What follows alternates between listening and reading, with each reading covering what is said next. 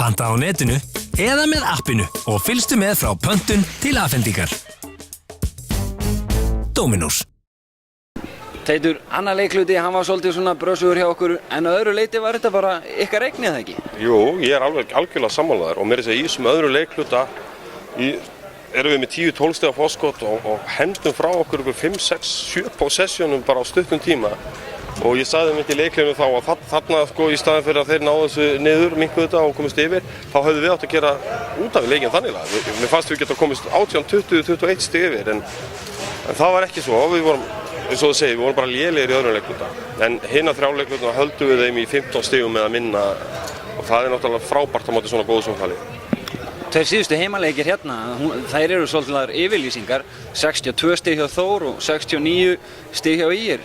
Þessi tvö lið geta auðveldlega að skora 100 stig í leik þegar þeir vilja, en þau gera það ekki hér. Nei, Þór skoraði held í 130, 40 stig og Ísafirði í gærkvöldi. Við heldum þeim hérna skorulausum í 9 mínútur þegar við spilaðum á móti þeim. En það mér finnst náttúrulega fáránlegt að ég fer að monta með okkur varnarleik núna því við erum búin að vera svo lélegir í vörn og útivöllum. Við erum búin að fá sko okkur 107-8 stig á okkur 3 leikir sem er náttúrulega alls ekki nógu gott. Þannig að ekki fyrir þú getur bundið þetta allt saman á heima og útivelli þá getur maður kannski fara að monta sig okkur varnarleik. Nú eru allir að tala þessa jöfnu deild. Erum við þá að sjá þetta gríðarlega mikilvægi í heimavöllunum?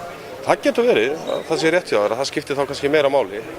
Eins og maður sáum leikinir í gær voru allir spennandi meira og minna og svo fóru þeir kannski eins og einhver segir eftir bókinni en hvað segir þessi bók okkur í dag? Ef þú tapar 2-3 leikjum í þessari deild þá dettur þú fyrsta niður í 8.-9. sæti. Þetta það jafnt. En og talandi heimavöllin sko, þá er ég virkilega ánægður því þetta var svona típisku leikur sem Stjarnan hefði tapað síðustu 2-3 tímabil. Og við erum akkur búin að tala það núna að vinna þessa leiki sem við eigum að vinna og þannig held ég að við förum að fá fleiri áhorfendur líka í húsið og fólk fyrir að bera virðingu fyrir heimavöllunum okkar og mér finnst við vera á góðri leið með það.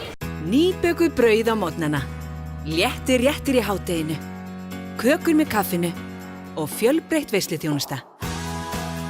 Bakarameistarinn.